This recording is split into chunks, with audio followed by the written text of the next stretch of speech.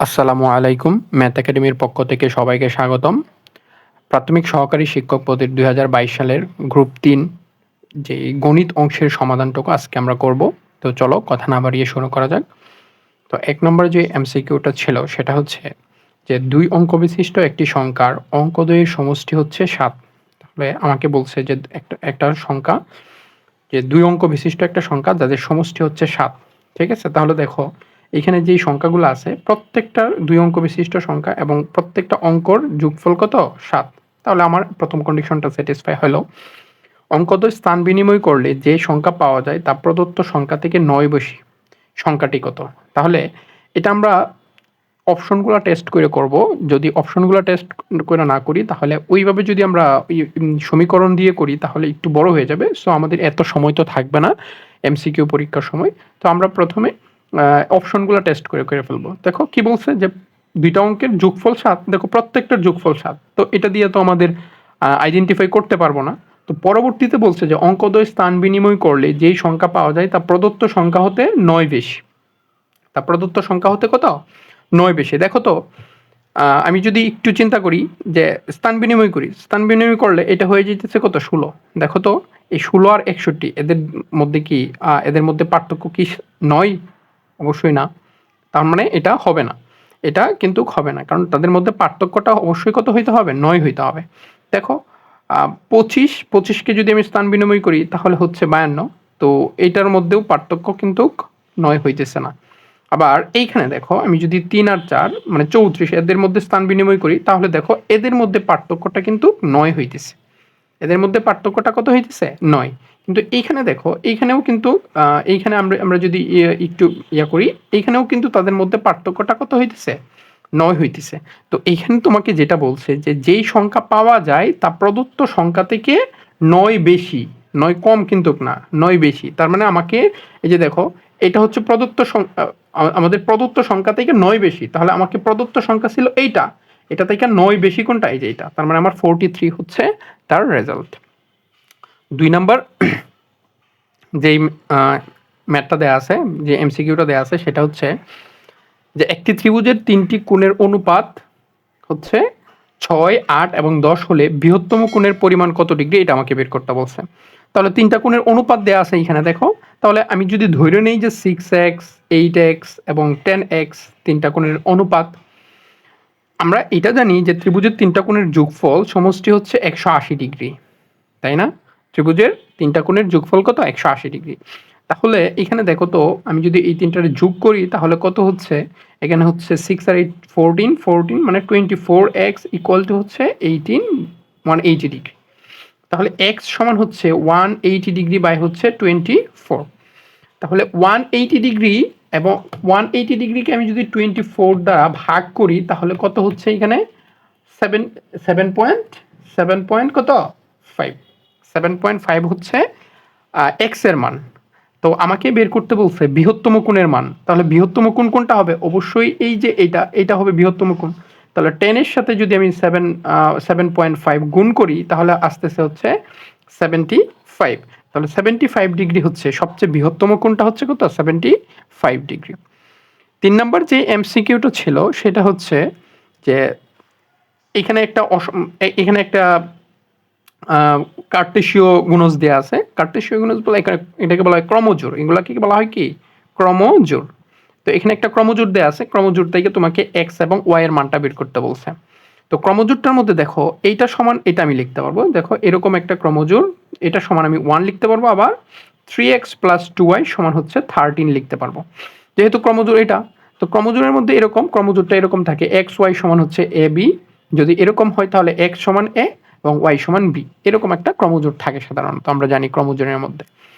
তো এইখানে দেখো আমাদের এখান থেকে x এবং y এর মান বের করতে বলছে। তাহলে এই 4টা অপশনের মধ্যে তো x এবং y থাকবেই। আমরা এগুলার ক্ষেত্রে সময়টা একটু সেভ করার জন্য আমরা অপশনগুলো টেস্ট করে ফেলবো। দেখো আমরা যদি প্রথম অপশনটা চেক করি, প্রথমটা হচ্ছে x এর মান, দ্বিতীয়টা হচ্ছে y এর মান। তো x এর মান হচ্ছে 1, y এর 1 কে 6 এর সাথে গুণ করলে 6 আর y এর মান হচ্ছে 5, তার মানে 1। এটা সত্য হইতেছে। 2 নাম্বারটা দেখি সত্য হয় কিনা। তো তো এইখানে হচ্ছে 3 আর এখানে হচ্ছে 10 মানে 13, তার মানে কি 2 নাম্বারটা কিন্তু সত্য হয়ে যাইতেছে, তার মানে 1 নাম্বারটাই হচ্ছে আমাদের আনসার। দেখো বাকি কোনোটা তুমি যদি কোনোটা দিয়ে চেক করো তখন দেখবা যে এই বাম পক্ষ আর ডান পক্ষ কি হবে না, সমান হবে না। তো 4 নাম্বার যে এমসিকিউটা সেটা হচ্ছে যে রম্বসের কর্ণদ্বয় পরস্পরকে কি করে, আমরা এটা একটা উপপাদ্য ছিল যে রম্বসের কর্ণদ্বয় পরস্পরকে সমকোণে সমদ্বিখণ্ডিত করে। এটা হচ্ছে রম্বসের কর্ণদ্বয় পরস্পরকে কি করে, সমকোণে সমদ্বিখণ্ডিত করে। 5 নাম্বার যে এমসিকিউ সেটা হচ্ছে 20 ফুট একটি বাঁশ এমনভাবে কেটে 2 ভাগ করা হলো যেন ছোট অংশ বড় অংশের 2/3 হয়। ছোট অংশের দৈর্ঘ্য কত? আচ্ছা ঠিক আছে। তো আমরা প্রথমে ধরে নেই যে ছোট অংশটা হচ্ছে x, আমরা প্রথমে ধরে নিলাম ছোট অংশ x, তাহলে বড় অংশটা কত হবে, যে বড় অংশ, হ্যাঁ ছোট অংশ বড় অংশের 2/3 হয়। ঠিক আছে, তাহলে এখানে বলছে কি ছোট অংশ বড় অংশের কত অংশ, 2/3। তাহলে আমি প্রথমে এটা বড় বড় অংশ বড় অংশ ধরে নিলাম হচ্ছে x, তাহলে ছোট অংশ যেটা সেটা হচ্ছে বড় অংশের 2/3 হয়। ঠিক আছে, 2/3। তো বাঁশের মোট যেই দৈর্ঘ্যটা সেটা হচ্ছে x plus 2x/3 equal to হচ্ছে 20, বাঁশের মোট দৈর্ঘ্য। এখান থেকে আমরা যদি x এর মানটা বের করি তাহলে আমরা কিন্তু হয়ে যাবে, আমাদের কাজটা হয়ে যাবে। তো উভয় পাশে 3 দ্বারা যদি গুণ করি তাহলে এখানে 3 প্লাস 2x প্লাস 3 দ্বারা গুণ করলে এখানে হবে 60। তো এখানে হচ্ছে 5x equal to 60, x equal to হচ্ছে এখানে 12। x এর মান কত আসছে 12, তার মানে বড় অংশের যে দৈর্ঘ্যটা সেটা হচ্ছে 12। তাহলে ছোট অংশের দৈর্ঘ্যটা কত হবে, ছোট অংশটা হবে এইখানে হচ্ছে 4, তাহলে 8। ছোট অংশটা কত হবে, 8 হবে। বড় অংশ হচ্ছে 12, ছোট অংশ কত, 8। 6 নাম্বার যে এমসিকিউ সেটা হচ্ছে যে কোনো সংখ্যার বর্গমূলের সাথে 20 যোগ করলে যোগফল 5 এর বর্গ হবে। ঠিক আছে, তো এটার ক্ষেত্রে আমরা একটু দেখি যে কোনো সংখ্যার বর্গমূলের সাথে 20 যদি যোগ করি তো যোগফলটা কত হবে, 5 এর বর্গ হবে। আমাকে এমন একটা সংখ্যা খুঁজে বের করতে হবে, আমাকে এমন একটা সংখ্যা এমন একটা সংখ্যার বর্গমূল বের করতে হবে যেটার সাথে 20 যদি আমরা যোগ করি যোগফল কত হবে, 5 এর বর্গমূল হবে। তো আমরা এখানে যদি সংখ্যাটা ধরে নেই যে x, তো x সংখ্যাটার বর্গমূলের সাথে আমি যদি 20 যোগ করি যোগফলটা হবে, যোগফল যেটা সেটা হচ্ছে 5 এর বর্গ হবে। ঠিক আছে, তাহলে এখানে x সমান হচ্ছে কত হবে, 5 হবে। এটা যদি ওই পাশে চলে যায় 5 হবে। x সমান কত হচ্ছে তাহলে 25। তাহলে 25 এর সাথে মানে 25, মানে আমাকে বলছিল যে এমন একটা সংখ্যা বের করো যেটার বর্গমূলের সাথে, তাহলে দেখো তো 25 এর বর্গমূল হচ্ছে 5 এর সাথে আমি যদি 20 যোগ করি তাহলে হচ্ছে 25, তো 25 এর বর্গমূল হচ্ছে 5, এটাই তো আমাকে বের করতে বলছিল। তাহলে এটাই হচ্ছে আমার রেজাল্ট। 7 নম্বর যে এমসিকিউ সেটা হচ্ছে যে একটি ঘরের দৈর্ঘ্য প্রস্থের কত গুণ, 3 গুণ। তাহলে আমি ধরে নিলাম এখানে ঘরের দৈর্ঘ্য প্রস্থের কত গুণ, 3 গুণ। তাহলে এখানে প্রস্থ আমি ধরে নিলাম যে x মিটার, প্রস্থ আমি ধরে নিলাম x মিটার। তাহলে দৈর্ঘ্য যেটা হবে, দৈর্ঘ্য হচ্ছে প্রস্থের 3 গুণ, তাহলে 3x মিটার হচ্ছে দৈর্ঘ্য। ঠিক আছে, তাহলে ঘরের ক্ষেত্রফল যেটা হবে সেটা হচ্ছে ক্ষেত্রফল সমান হচ্ছে 3 ইন্টু এক্স, মানে হচ্ছে 3x ইন্টু এক্স, তার মানে 3x হোল স্কোয়ার বর্গ 1 মিটার। ঠিক আছে, তাহলে ঘরের ক্ষেত্রফল আমি পাইলাম। প্রতি বর্গ মিটার হচ্ছে 9 টাকা খরচ হয়। ঠিক আছে, প্রতি বর্গ মিটার 9.5 টাকা ধরে ঘরটির মেঝে কার্পেট দিয়ে ঢাকতে মোট 1824 টাকা ব্যয় হয়। ঘরটির দৈর্ঘ্য বের করতে বলছে। তাহলে দেখো আমি কিন্তু ঘরের ক্ষেত্রফলটা আমি পাই গেছি। তো ঘরের ক্ষেত্রফল এই পরিমাণ ক্ষেত্রফল কার্পেট দিয়ে ঢাকতে এই এত টাকা খরচ হয়, আমাকে ঘরের দৈর্ঘ্যটা বের করতে হবে। তাহলে দেখো তো 1 বর্গ মিটার খরচ হয় এত টাকা, তাহলে মোট ঘরের দৈর্ঘ্য ক্ষেত্রফল ছিল এতটুকু, তাহলে এতটুকু যদি আমি কার্পেট দিয়ে মুড়াই তাহলে কত টাকা খরচ হবে, আরো বেশি। তাহলে এখানে 1 বর্গ মিটারে খরচ হয় হচ্ছে তোমার হচ্ছে 9.5 টাকা। তাহলে 3x স্কোয়ার এত বর্গ মিটার খরচ হবে আরো বেশি, বেশি হলে কি করতে হবে, গুণ করতে হবে 3x স্কোয়ার এত টাকা। তাহলে এত টাকা খরচ হয় আমার মোট ঘরটির কার্পেট দিয়ে মোড়াতে আমাদের এত টাকা খরচ হয়। কিন্তু আমার এই যে এই এত টাকা, এই এত টাকা সমান এত টাকা, তাহলে হচ্ছে 9.50 ইন্টু হচ্ছে 3x স্কোয়ার ইকুয়াল টু হচ্ছে 1824। তো এখান থেকে আমরা x এর মানটা বের করব।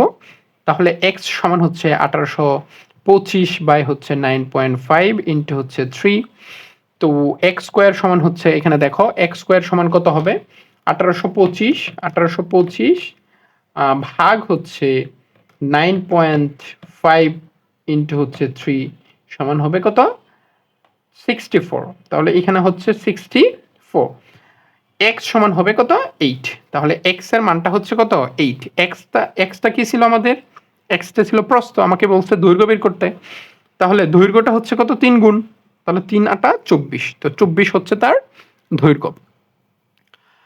8 নম্বর যেই এমসিকিউ সেটা হচ্ছে যে আবহাওয়া অফিসের রিপোর্ট অনুযায়ী 2022 সালে মে মাসের চতুর্থ সপ্তাহে বৃষ্টি হয়েছে মোট 5 দিন। ওই সপ্তাহে রবিবার বৃষ্টি না হওয়ার সম্ভাবনা, তাহলে বৃষ্টি হওয়ার সম্ভাবনাটা আমরা বের করি, তাহলে আমাদের হয়ে যাবে। তো সপ্তাহে, চতুর্থ সপ্তাহে দিন ছিল হচ্ছে 7 দিন, তাহলে 7 দিন ছিল, বৃষ্টি হয়েছে 5 দিন, তাহলে মোট ঘটনা আমাদের সম্ভাবনাটা বের করতে হলে, আমাকে সম্ভাবনা বের করতে হলে, সম্ভাবনা সমান হচ্ছে মোট ঘটনা, মোট ঘটনা হচ্ছে 7, অনুকূল ঘটনা হচ্ছে 5। তাহলে এই 5/7 মানে 7/5 অংশ হচ্ছে বৃষ্টি হওয়ার সম্ভাবনা হচ্ছে ওই সপ্তাহে। তো বৃষ্টি না হওয়ার সম্ভাবনা বাকি যেই একদিন, তার মানে 1 থেকে আমি যদি এই 5/7 বিয়োগ করে দিই তাহলে হচ্ছে ওই বাকি। তাহলে বৃষ্টি না হওয়ার সম্ভাবনা হচ্ছে কত, এই 2/2 আবার 7/2 অংশ হচ্ছে বৃষ্টি না হওয়ার সম্ভাবনা। তো এইটা 9 নম্বর যে এমসিকিউ সেটা হচ্ছে যে দুইটি সংখ্যার অর্ধেকের যোগফল হচ্ছে 40, তাদের পার্থক্যের 1/4 হচ্ছে 18, ছোট সংখ্যাটি কত এটা তোমাকে বের করতে বলছে। তো দুইটি সংখ্যার অর্ধেকের যোগফল, তো আমি ধরে নিলাম যে দুইটি সংখ্যা x আর একটা সংখ্যা x, একটা সংখ্যা y, ঠিক আছে। তো দুইটি সংখ্যার অর্ধেক, তো দুইটি সংখ্যার অর্ধেকের যোগফল, দুইটি সংখ্যার অর্ধেকের যোগফল হচ্ছে 40। তাহলে এখানে দেখো তো x প্লাস y সমান কি আমি লিখতে পারি না 80, লিখাই যায়, কারণ দুই দ্বারা উভয় পাশে আমরা কি করে দিছি, গুণ করে দিছি। তারপরে হচ্ছে তাদের পার্থক্যের 1/4, তাদের পার্থক্যের 1/4, তাহলে দুইটা সংখ্যা x মাইনাস y এর 1/4 হচ্ছে কত, 18। তো এখান থেকে আমি x মাইনাস y সমান হচ্ছে, এখানে আমি লিখতে পারবো 2 আর এখানে লিখতে পারবো 7, মানে 72। তাহলে এখানে আমাকে বের করতে বলছিল x এবং y, যেটা ছোট সংখ্যা, তো x এবং y এর মান বের করতে পারলে আমাদের হয়ে যাবে। তাহলে এখানে যদি এটা 1 নম্বর সমীকরণ, এটা যদি 2 নম্বর সমীকরণ দেই, তাহলে এখানে দেখো তো 1 আর 2 কে যদি আমি যোগ করি তাহলে কি হচ্ছে, 1 আর 2 কে যোগ করলে এখানে হচ্ছে যে 2x সমান হচ্ছে 2 আর হচ্ছে 15, ঠিক আছে। তো x সমান আসতেছে হচ্ছে 7, 2 দ্বারা ভাগ করলে 7 আর হচ্ছে 6, 76 হচ্ছে x হচ্ছে কত, 76। তাহলে y কত হবে, x যদি 76 হয় তাহলে y এখানে হবে কত, x এর মানটা যদি এখানে বসাই দিই y হবে শুধু 4, y কত হবে, শুধু 4 হবে হচ্ছে y। তাহলে 4 হচ্ছে y, ছোট সংখ্যাটি হচ্ছে 4। 10 নম্বর যে এমসিকিউ সেটা হচ্ছে দেখো, 1 কুড়ি আম 400 টাকায় ক্রয় করে 5% লাভে বিক্রয় করা হয়েছে। এর ক্রয় মূল্য 5% কম হলে কত টাকা লাভ হতো। আমাকে 400 টাকায় কিনছি, মানে ক্রয় মূল্য ছিল 400 টাকা, 5% লাভে বিক্রয় করছে। তাহলে 400 এর 5% কত, এটা আমি আগে বের করে ফেলি, তাহলে আমাদের হয়ে যাবে। দেখো 400 এর 5% আমি যদি বের করি 5%, তাহলে এখানে হচ্ছে 400/5/100, তাহলে এখানে হচ্ছে 4 আর এখানে হচ্ছে 20। তাহলে 400 এর 5% কত, 20। তাহলে আমি যদি 5% লাভে বিক্রয় করি তাহলে হবে আমার বিক্রয় মূল্যটা হবে 420 টাকা। 5% আবার ক্রয় মূল্যটা যদি এখানে বলছে যে 5% কম হইতো, 5% কম মানে কি, 20 টাকা যদি কম হইতো, 20 টাকা কম মানে কি 380 টাকা। 380 টাকা যদি ক্রয় মূল্য হইতো তাহলে লাভটা কত হইতো, দেখো তো লাভটা হইতো 40 টাকা, ঠিক আছে, লাভটা হইতো কত, 40 টাকা। 11 নম্বর যে এমসিকিউটা সেটা হচ্ছে ক এর 15% যদি খ এর 20% সমান হয় তবে ক এবং খ এর অনুপাত বের করতে বলছে আমাকে। তাহলে এখানে আমি দেখি খ এর 15% সমান হচ্ছে খ এর 20%। তো আমাকে এখানে ক এবং খ এর অনুপাত বের করতে বলছে। তাহলে ক ইন্টু হচ্ছে 15/100, খ ইন্টু হচ্ছে 20/100। তাহলে 100 দ্বারা উভয় পাশে গুণ করে দিতে পারবো। আমি কটাকে এই পাশে নিয়ে যাও, খ এই পাশে যাবে আর 15 এই পাশে চলে আসবে 20/15। তো এখানে হচ্ছে খ অনুপাত খ সমান হচ্ছে, আমি যদি এখানে 5 দ্বারা ভাগ করি তাহলে 4 অনুপাত হচ্ছে 3। তাহলে ক এবং খ এর অনুপাত হচ্ছে 4:3। 12 নম্বর যে এমসিকিউ সেটা হচ্ছে, দেখো এখানে বলছে যেটা সেটা হচ্ছে 2 ইন্টু 3 ইন্টু 0.5 বাই হচ্ছে 1.5। ঠিক আছে, তো আমরা প্রথমে এখানে একটু দশমিকটা উঠায় দিই। এখানে হচ্ছে 5 থাকবে আর এখানে হচ্ছে 15, উপরে 10 উপরেও নিচেও 10, তাহলে এটা ক্যান্সেল। এখানে থাকবে হচ্ছে 30/15 সমান হচ্ছে কত 2। তো 2 হচ্ছে তার রেজাল্ট। 13 নম্বর যে এমসিকিউটা সেটা হচ্ছে যে একটা সমান্তর দ্বারার সাধারণ অন্তর, এখানে হচ্ছে সাধারণ অন্তর 9 এবং সপ্তম পদ দেয়া আছে 16, 12তম পদটি কত এটা আমাকে বের করতে বলছে। তাহলে সাধারণ অন্তর দেয়া আছে মানে ডি দেয়া আছে, ডিটা হচ্ছে 9। সপ্তম পদটা দেয়া আছে, আমি যদি প্রথম পদটা বের করতে পারি তাহলে কিন্তু আমি 12তম পদটাও আমি বের করতে পারবো। তো সাধারণ আমরা সমান্তর দ্বারার ক্ষেত্রে একটা এনতম পদের সূত্রটা জানি, সেটা হচ্ছে a plus n-1 into D. ঠিক আছে, তো এনতম পদ মানে কি সপ্তম পদ মানে কত 60 দেয়া আছে। এ আমি জানি না, এর মানটা বের করব। এন কত এখানে সপ্তম পদ, কত পদ সপ্তম পদ, তাহলে 7-1। ডি এখানে আমি জানি 9।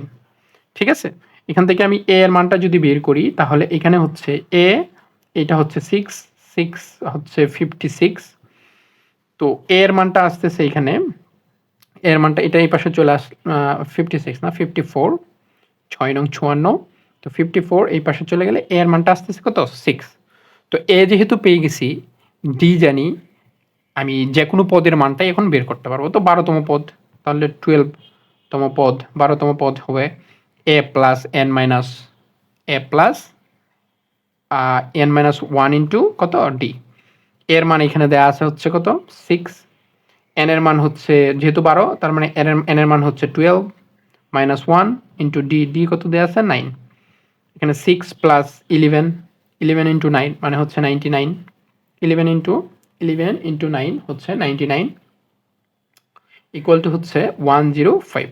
তো 105 হচ্ছে 12 মানে 12তম পদটা হচ্ছে 105। 14 নম্বর যে এমসিকিউ সেটা হচ্ছে 100 থেকে 200 এর মধ্যে 3 দ্বারা বিভাজ্য সংখ্যা কয়টি এটা আমাকে বের করতে বলছে। 100 থেকে 200 এর মধ্যে 3 দ্বারা বিভাজ্য সংখ্যা কয়টা এটা আমাকে বের করতে বলছে। তো 100, দেখো এখানে 100 এর পরের যে 3 দ্বারা বিভাজ্য সংখ্যা সেটা হচ্ছে 102। 102 হচ্ছে 3 দ্বারা বিভাজ্য সংখ্যা 100 এর পরে, এবং 200 এর আগে যে 3 দ্বারা বিভাজ্য সংখ্যা সেটা হচ্ছে, দেখো কত 200 এর আগে 3 দ্বারা বিভাজ্য সংখ্যা হচ্ছে 98 ভাগ হচ্ছে 3। তো তার মানে 200 এর আগে 3 দ্বারা বিভাজ্য সংখ্যা হচ্ছে 198, এবং 200 100 এর পরে যে 3 দ্বারা বিভাজ্য সংখ্যা সেটা হচ্ছে 102, তারপরে 105, এরকমভাবে চলতেই থাকবে। তো এখানে দেখো 3 দ্বারা বিভাজ্য সংখ্যা যদি আমি বের করি, আমি কিন্তু একটা ধারা পেয়ে গেছি, এটা একটা সমান্তর ধারা, যেখানে আমি প্রথম পদ জানি সেটা হচ্ছে 102, এনতম পদ জানি সেটা কত 198। ঠিক আছে, 198। আমি হচ্ছে সাধারণ অন্তর সেটা ডি জানি, সেটা হচ্ছে কত 3। তো আমি কি বের করতে পারবো না এন এর মান? এনতম পদ তো আমি জানি, তো এনতম পদ মানে কি 198 সমান হচ্ছে এ প্লাস n-1 ইন্টু ডি। তো এইখানে 198 সমান হচ্ছে এ দেয়া আছে 102, n-1 ইন্টু ডি মানে কত 3। এখান থেকে n এর মানটা আমি বের করব। এটাকে যদি এই পাশে নিয়ে আসি তাহলে এইখানে হচ্ছে এখানে হবে 96 সমান হচ্ছে 3n মাইনাস হচ্ছে 3। তো 96 মাইনাস হচ্ছে 3n, এটার এই পাশে চলে যদি আসে তাহলে এখানে হবে এই পাশে যদি চলে আসে তাহলে এখানে হবে হচ্ছে তোমার এখানে 98 মাইনাস হচ্ছে 102, 98 মাইনাস হচ্ছে 102 সমান হচ্ছে 96, 96 আর হচ্ছে ওই 3 সাথে যদি 3 যোগ করি তাহলে হচ্ছে 99 ভাগ হচ্ছে 3, তাহলে হচ্ছে 33। এখানে থাকবে 99 ইকুয়াল টু 3n, তাহলে n সমান হচ্ছে কত 33, মানে হচ্ছে 33টা সংখ্যা আছে 100 থেকে 200 এর মধ্যে 33টা সংখ্যা আছে যেগুলো 3 দ্বারা বিভাজ্য। 15 নম্বর যে এমসিকিউ সেটা হচ্ছে দেখো নিচের কোন ভগ্নাংশটি ছোট এটা আমাকে বের করতে বলছে। তো এটা আমরা একটু টেকনিক্যালি করব। দেখো আমরা হচ্ছে যে 2/5 4/9 এই দুইটার মধ্যে দেখি কোনটা ছোট। তো আমরা প্রথমে এই যে কর্নারগুলো গুণ করব। দেখো গুণ করলে এটা হচ্ছে 18, আবার এই কর্নারগুলো গুণ করব। দেখো এটা হচ্ছে 20। তো 18 কিন্তু 20 থেকে ছোট, তাহলে ছোট কোন দুইটা গুণ করার পরে পাইছিলাম আমরা এই যে এটা, যেই সংখ্যাটা উপরে থাকবে এই সংখ্যাটা হবে ছোট। তাহলে দেখো আমার ছোট সংখ্যা কোনটা, এই যে এই দুইটার মধ্যে 4/9 এবং 2/5 এই দুইটার মধ্যে ছোট সংখ্যা হচ্ছে 2/5। তো 2/5 হচ্ছে ছোট, এটা থেকে এটাও ছোট। তারপরে আমরা 2/5 ইন্টু হচ্ছে 1/3 এই দুইটার মধ্যে চেক করি, এটা থেকে বড়, তার মানে এটা আমার দরকার নাই, আমি ছোট সংখ্যা তো বের করব। তো এইবারেও কর্ণ বরাবর গুণ করি, এটা হচ্ছে 6, এটা হচ্ছে 5, তাহলে অবশ্যই 6 5 এর থেকে বড়। তাহলে আমি এইটা হচ্ছে এই যে এখন আমাদের ছোট সংখ্যা কোনটা, এই যে এটা। তাহলে দেখো এই 25 এর থেকেও ছোট হচ্ছে এই যে 1/3, ঠিক আছে। তাহলে 1/3 হচ্ছে আমি 25 এর থেকেও ছোট পেলাম। তারপরে আরেকটা সংখ্যা বাকি আছে, ওইটাও আমি চেক করি। 1/3 ইন্টু হচ্ছে 3/7। তো দেখো এখানে 7 আর এটা হচ্ছে 9, তাহলে অবশ্যই 7 9 থেকে ছোট, তার মানে আমার এই যে এই সংখ্যাটা হচ্ছে সব থেকে ছোট। তো সি হচ্ছে তার রেজাল্ট। 16 নম্বর যে এমসিকিউটা সেটা হচ্ছে যে বাজক হচ্ছে 78, ভাগফল হচ্ছে 25 এবং ভাগশেষ বাজকের 1/3 হলে ভাজ্য কত। তাহলে আমরা একটা সূত্র জানি, এটা তো ভাজ্য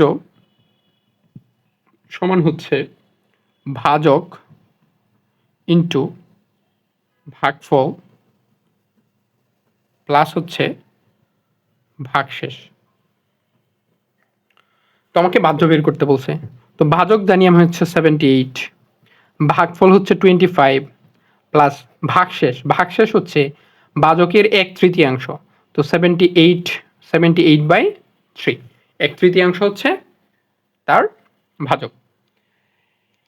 তো এখান থেকে আমি যদি ক্যালকুলেশন করলে যে রেজাল্টটা আসবে, দেখো এখানে হচ্ছে 78